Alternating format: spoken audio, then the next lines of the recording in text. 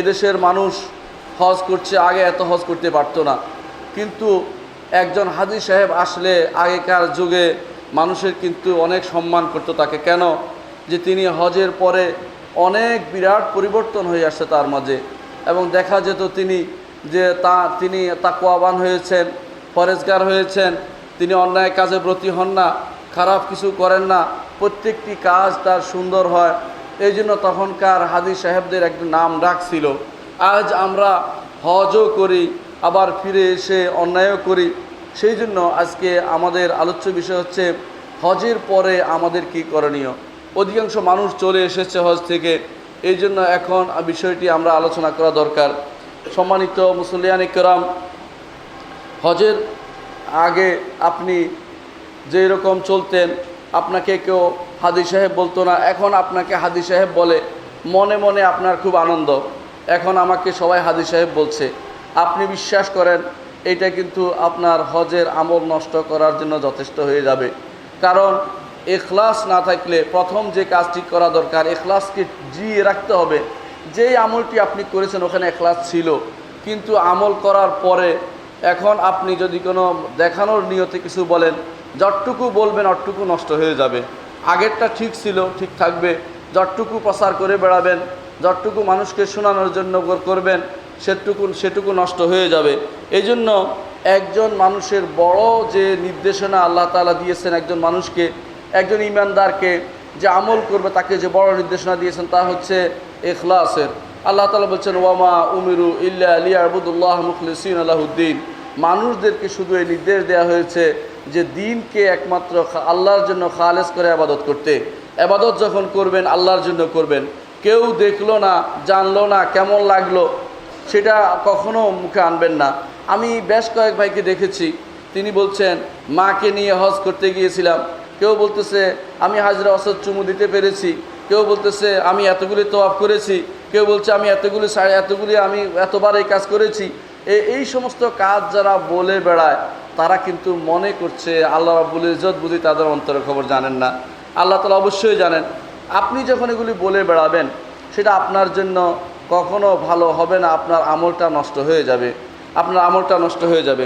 আল্লাহ তাআলা কোরআনে কারীম বলেছেন, যখন ইবাদত করবেন তখন বলবেন ইন্না সালাতি ওয়া নুসুকি ওয়া মাহইয়ায়া ওয়া মামাতি লিল্লাহি রাব্বিল আলামিন। নিশ্চয়ই আমার সালাত, নিশ্চয়ই আমার কোরবানি, ইবাদত। নুসুক দুইটা অর্থে ব্যবহৃত হয়, ইবাদত অর্থে এবং সেটা হজ অর্থে ব্যবহৃত হয়। এই জন্য মানসাকান, আল্লাহ তাআলা বলেছেন লিকুল্লি উম্মাতিন জাআলনা মানসাকান হুম নাসিকু, সেখানে হজের অর্থে ব্যবহৃত হয়েছে। ইন্না সালাতি ওয়া নুসুকি, আমার সালাত এবং আমার হজ অথবা কোরবানি, ওয়া মাহইয়ায়া ওয়া মামাতি, আমার জীবন এবং মরণ, লিল্লাহি রাব্বিল আলামিন, একমাত্র আল্লাহর জন্য। আল্লাহর জন্য যদি হয় সে জিনিস আপনি যত বেশি পারেন লুকিয়ে রাখবেন, বলার জন্য নয়। বহু মানুষ কিন্তু বলে ফেলেন, এর অর্থ হচ্ছে আল্লাহর কাছে আর কিছু পাবেন না। এই জন্য ইখলাসের বিপরীত কোনো কিছু হয় এমন কোনো কাজ করা যাবে না। রাসূলুল্লাহ সাল্লাল্লাহু আলাইহি ওয়াসাল্লাম বলেছেন, ইন্না আখওয়াফা মা আখাফু আলাইকুম আশ-শিরকাল আসগর। ক্বালু ইয়া রাসূলুল্লাহ মা আশ-শিরকুল আসগর? ক্বালা রিয়া। রাসূলুল্লাহ সাল্লাল্লাহু আলাইহি ওয়াসাল্লাম বলেছেন, আমি তোমাদের কাছে সবচেয়ে বেশি যে জিনিসটা ভয় করছি তোমাদের জন্য তা হচ্ছে রিয়া, তা হচ্ছে শিরকুল আসগর, তা হচ্ছে শিরকুল আসগর। শিরকুল আসগর, সাহাবা কেরাম বললেন যে ইয়া রাসূলুল্লাহ শিরকুল আসগর কী জিনিস? রাসূলুল্লাহ সাল্লাল্লাহু আলাইহি ওয়াসাল্লাম বললেন রিয়া, অর্থাৎ লোক দেখানো। লোক দেখানো এটা শিরকুল আকবরও হয়ে যায়। যদি প্রথম থেকেই লোক দেখানোর উদ্দেশ্য করে থাকেন, আল্লাহর উদ্দেশ্য মোটেই না থাকে, আপনাকে হজ না করে আসলে হাজি ভোট দিবে না, আপনাকে হজ না করে আসলে মসজিদের মোতাল্লি বানাবে না, মানুষের টাকা, মানুষ বলতেছে আপনি টাকা পয়সা আছে হজ করেন না কেন, এটা পূরণ করার জন্য যদি যান তাহলে আপনি প্রথম থেকে আপনি শিরকে আকবরে লিপ্ত, শিরকে আকবরিত, বড় শিরকে লিপ্ত। আর যদি আপনি আমল করছেন আর উদ্দেশ্য হচ্ছে কিছু কিছু মানুষে দেখুক, কিছু বলুক, মাঝে মধ্যে ছবি তুলে পাঠাই দিচ্ছেন, কখনো কখনো ঘোড়ায় উঠছেন, কখনো উঠে উঠছেন, পাহাড়ে উঠছেন, আর কিভাবে ছবি তুলছেন, কখনো কখনো দেখা গেছে আপনি পাথর মারতেছেন ইয়াতে জামরার মধ্যে, সেটাকে ছবি তুলে তুলে মারতেছেন, কখনো দেখে সেজদার মধ্যে আপনি বাঁকা হয়ে ছবি তুলতেছেন হাত দিয়ে। এগুলি কাকে দেখান? আল্লাহ রাব্বুল ইজ্জতকে আপনার অন্তরের খবর জানে না? আলা ইয়ালামু মান খালাকা ওয়া হুয়াল লাতীফুল খাবীর, যিনি সূক্ষ্মদর্শী, সব কিছুর খবর রাখেন, তিনি কি আপনার অন্তরের খবর জানেন না? আপনি কাকে দেখাতে যাচ্ছেন? বহু মানুষ আছে এরকম দেখায়। অনেকে আবার বলতেও থাকে আমার এততম হজ, আপনার কততম হজ। আমি আশ্চর্য হয়ে যাই কোনো মানুষের যখন দেখি, যখন ফেরার পথে অনেককে দেখেছি জিজ্ঞাসা করে আপনার কত নম্বর, উনি বলতে থাকে আমার এত নম্বর, উনি বলতে আমার এত নম্বর। এই জন্য একটা নাম্বারিং খেলা চলছে। আল্লাহ রাব্বুল ইজ্জতের কাছে এই নাম্বারিং কোনো মূল্য নেই। মূল্য হচ্ছে একটাই, সেটা একমাত্র আল্লাহর জন্য যেটা হবে, যেটা গোপন করা হবে, যেটা মানুষ রেখে দেবে সুপ্তভাবে গুপ্তভাবে, যে একদিন কাজে লাগবে। আমার রাব্বুল ইজ্জত আমার কোনো কিছু নষ্ট করবেন না।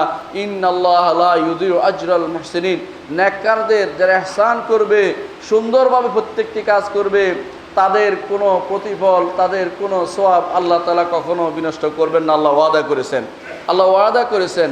আল্লাহ তাআলা যে ওয়াদা করেন, ওমান আসদাকু মিনাল্লাহি কিলা ওমান আসদাকু মিনাল্লাহি হাদিসা, ওমান, আল্লাহ তাআলা কোরআনে কারীম অন্য জায়গায় বলেছেন যে আল্লাহ থেকে ওমান, আল্লাহ তাআলা তিনি ওয়াদাল্লাহুল্লাযিনা আমানু, আল্লাহ ওয়াদা করছেন যে আল্লাহ তাআলার ওয়াদার থেকে উত্তম ওয়াদা আর কারো হতে পারে না। আল্লাহ তাআলা যেহেতু ওয়াদা করছেন আপনাকে যে আপনার প্রত্যেকটি আমল যেটা গোপনে আল্লাহর জন্য করা হবে তিনি হেফাজত করবেন, আর যেটা মানুষের জন্য করছেন এটা কিন্তু হেফাজত করা হবে না।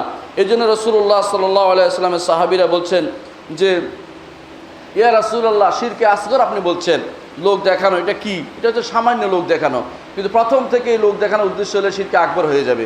সামান্য লোক দেখানোর চিন্তা আসলেই সঙ্গে সঙ্গে তাড়িয়ে দিতে হবে। কোনো কোনো আমলে হঠাৎ করে আসলে আপনি যখন মনে হলো যে এটা তো লোক দেখানো হয়ে যাচ্ছে, সঙ্গে সঙ্গে এটাকে এখলাস আমল পরিবর্তন করতে হবে, নিয়ত পরিবর্তন করতে হবে, অবস্থার পরিবর্তন করতে হবে। যতক্ষণ না নিয়ত ঠিক করছে ততক্ষণ আর সামনে আগাবেন না, অপেক্ষা করবেন যে আমার নিয়তটা ঠিক করে নেই। এইভাবেই হচ্ছে বাঁচতে পারবেন। রাসূলুল্লাহ সাল্লাল্লাহু আলাইহি ওয়াসাল্লাম তখন বললেন, ইউকালু লিমান ইয়াফআলু যালিকা ইযা জাআ আন-নাসু বিআমালিহিম ইযহাবু ইলাল্লাযিনা কুনতুম তুরাউনা ফাতলুবু যালিকা ইনদাহুম। যখন মানুষ হাসরের মাঠে আমল নিয়ে আসবে তাদের, তখন আপনার আমল খুঁজে পাওয়া যাবে না। কি আমল গেল কোথায়? আমল নামাতে আমার এত কাজ করেছি, এত হজ করেছি, এত উমরা করেছি, এত এত ডাক দিয়েছি, এত এত এই করেছি সেই করেছি, কোথায় গেল? তখন বলা হবে ইযহাবু ইলাল্লাযিনা কুনতুম তুরাউন, তাদের কাছে যাও যাদেরকে তোমরা দেখাতে, তাদের কাছে যাও, তাদের কাছে যাও, দেখো তাদের কাছে তোমাদের কোনো এটার পুরস্কার পাও কিনা। কার কাছে যাবে? প্রত্যেকে সেদিন ইয়া নফসি, প্রত্যেকে নফসের বিপদে, নিজের নফসের বিপদে নিয়ে আসে, আপনার কথা শোনানোর জন্য নয়। অনেক মানুষ আছে কাজ করার সময় মনে করে দেখুক, হোক, আমি এটা করছি। মনে রাখবেন এইটা হচ্ছে মানুষের সংকীর্ণ জ্ঞানের কারণে সেটা হয়ে থাকে। যেই ব্যক্তি মনে করবে, যেই ব্যক্তি বিশ্বাস করবে যে আমার রব্বুল ইজ্জত তিনি আমারও স্রষ্টা, তিনি সমস্ত সৃষ্টিকুলের স্রষ্টা, আসমান জমিনের স্রষ্টা, ওই স্রষ্টাকে না দেখাইয়া আমি আমার মতো আরেকটা সৃষ্টিকে কেন দেখাতে যাব? তারে দেখে আমার লাভটা কি? সে আমার কোনো উপকার করতে পারবে না, অপকার করতে পারবে না।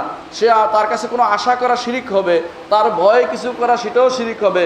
তাহলে আমি তার জন্য কেন করব? এই জন্য প্রত্যেকটি মানুষের আমল করার সময় একমাত্র ইখলাস আল্লাহর জন্য যেন হয়েছে, আল্লাহর জন্য যেন কাজটি হয়, এই বিষয়টি যথাযথ খেয়াল রাখা। না হলে আপনার আমার এই আমলগুলো কবুল হবে না, এগুলো কষ্টই সার হবে। এই জন্য আমাদের ইখলাসের সাথে কাজটা করা উচিত। যেই কাজটি করে এসেছি তা যেন বলে বেরিয়ে তার কোনো আমল বিনষ্ট না হয়, এই বিষয়টি খেয়াল রাখা দরকার। ইমাম আহমদ হাদিসটি বর্ণনা করেছেন। অন্য এক হাদিসে আবু উমামা আল-বাহিল রাদিয়াল্লাহু আনহু বলেন, এক লোক রাসূলুল্লাহ সাল্লাল্লাহু আলাইহি ওয়াসাল্লামের কাছে আসে বলে, ইয়া রাসূলুল্লাহ,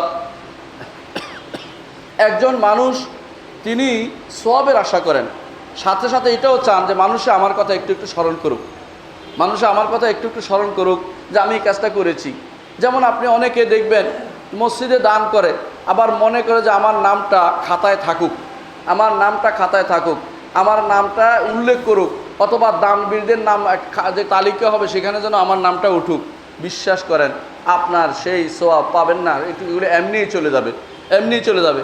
আমি এমন বহু মানুষকে দেখেছি, সুবহানাল্লাহ, যখন আমার হাদিস প্রজেক্ট নিয়ে কাজ করছি, এখনও করে চলেছি, যারা টাকা দিয়েছে বলেও না একবার যে কে টাকাটা দিল।